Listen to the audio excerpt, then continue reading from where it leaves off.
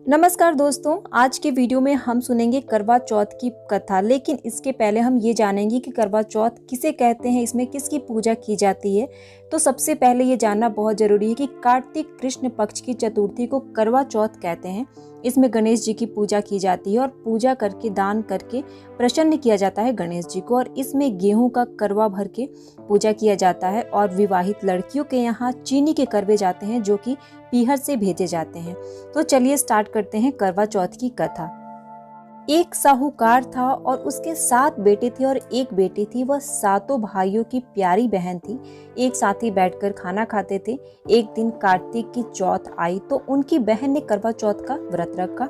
सारे भाई भोजन करने आए और अपनी बहन से बोले कि आ बहन, तू भी खाना खा ले। उनकी माँ बोली, आज यह खाना नहीं खाएगी, इसका करवा चौथ का व्रत है, जब चांद निकलेगा तभी खाना खाएगी। तो उसके भाइयों ने छल कपट से जंगल में आग लगाकर छलनी से चांद दिखा दिया। तो वो अपनी भाभियों से बोली कि चलो भाभी, चांद निकल आया है, अर्घ दे लो। तो उनकी भाभियों ने बोला कि ये तो तेरा चांद निकला है, हमारा चांद तो रात को निकलेगा।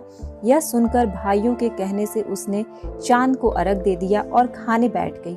पहला टुकड़ा तोड़ा तो बाल निकला, दूसरा टुकड़ा तोड़ा तो छींक मारी, तीसरा टुकड़ा तोड़ा तो राजा के घर से बुलावा आ गया कि राजा का लड़का बीमार है, जल्दी भेजो।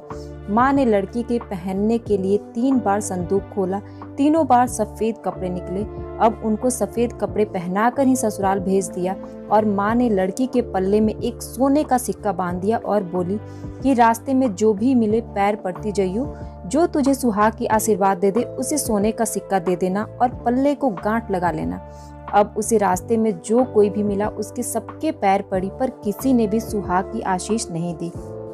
अब वह ससुराल में आई तो दरवाजे पर छोटी ननद खड़ी थी। वह उसके पैर पड़ी तो ननद बोली, सीली हो, सपूती हो, 7 बेटों की माँ हो, मेरे भाई का सुख देखा।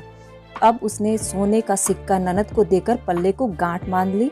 उसके बाद वह अंदर आई। आकर देखा तो उसका पति मरा पड़ा है। अब वह उसे लेकर एक कोठरी में पड़ी रही। 1 साल तक उसकी सेवा की। उसकी सास बंदी के हाथ बची खुची रोटी भेज देती। इस प्रकार उसे अपनी पति की सेवा करते करते 1 साल हो गया। करवा चौथ का व्रत आया। सारी पड़ोसियों ने जो नहा धो के करवा चौथ का व्रत रखा। सबने सिर धोकर हाथों में मेहंदी लगाई, चूड़ियां पहनी। वह सब कुछ देखती रही। एक पड़ोसन बोली, तू भी करवा चौथ का व्रत रख ले। तब वो बोली कि मैं कैसे करूं? तो वो बोली कि चौथ माता की कृपा से सब ठीक हो जाएगा। उसके कहने पर उसने भी व्रत रखा। थोड़ी देर के बाद करवे बेचने वाले भाई आई और करवे ले लो, करवे ले लो, भाइयों की प्यारी करवे ले लो। ऐसे करके वो करवे बेचती रही। एक करवे वाली, मेरे को भी करवे दे जा। वह कहने लगी, तो मेरी दूसरी बहन आएगी तो वो तुम्हें करवे देगी। दूसरी आई और करवे ले लो, करवे ले लो, ऐसे बोलती रही। भाइयों की प्यारी करवे ले लो। एक करवे वाली, मेरे को भी करवे देती जा। तो वो बोले कि मेरी तीसरी बहन आएगी तो तुझे करवे देगी। इस तरह 5 बहन आकर चली गई, पर किसी ने भी करवे नहीं दिए। फिर छठी बहन आई और बोली कि मेरी 7वीं बहन आएगी तो तुझे करवे देगी। बस तू सारे रास्ते में कांटे बिखेर कर रख देना।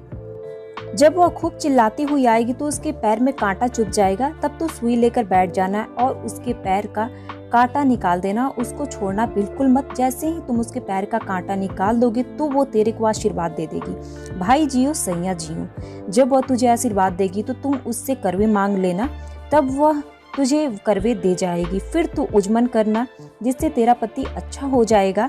अब उसने वैसा ही किया। सारे रास्ते में कांटे बिछा दिए।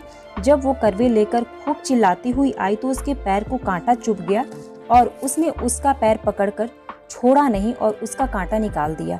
तो उसे आशीर्वाद दे दिया। तब वह बोली कि जब तूने मुझे आशीर्वाद दिया है तो करवे भी देकर जा। तब वह बोली कि तूने तो मुझे ठग लिया।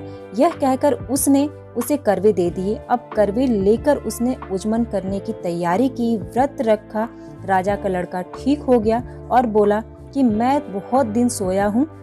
तब वह बोली कि तुम सोए नहीं, 12 महीने हो गए तेरी सेवा करते करते। फिर उसने चौथ माता का उजमन अच्छी तरीके से किया। अब उसने चौथ माता की कहानी सुनी और उजमन करा। अब वे दोनों चौपड़ खेलने लग गए। इतने में उसकी बांदी तेल लेकर और पली गुड़ की डली लेकर आ गई। दोनों को खेलते देखकर सासू माँ से जाकर बोले कि महलों में खूब रौनक है, तेरी बहू चौपड़ खेल रही है। इतना सुनकर सासू माँ देखने को आईं। दोनों को देखकर बहुत खुश हो गईं। बहू ने सास के पैर दबाए और सासू माँ बोले कि बहू सच सच बताना तूने क्या किया। उसने सारा हाल अपनी सासू माँ को बता दिया तो राजा ने सारे शहर में ढिंढोरा पिटवाया कि अपने पति की जीवन की सुरक्षा के लिए सब बहनें करवा चौथ का व्रत रखें, पहले करवे को अपने पीहर में जाकर उजमन करें। हे चौथ माता, जैसा राजा के लड़की को जीवन दान दिया वैसे सब किसी को देना। कहानी सुनते समय कटोरी में चावल रख लेना चाहिए आपको, और चांद को अर्घ देता समय ऐसा 7 बार बोलना जो बहुत जरूरी है और ऐसा करना चाहिए।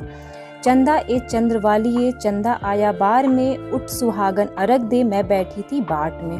काहे का तेरा कंडला काहे का तेरा हार, सोने का मेरा कंडला जय मोतियन का मेरा हार। कहाँ बसे तेरा पेवड़ा कहाँ बसे ससुराल, आम तले मेरा पेवड़ा नीम तले ससुराल।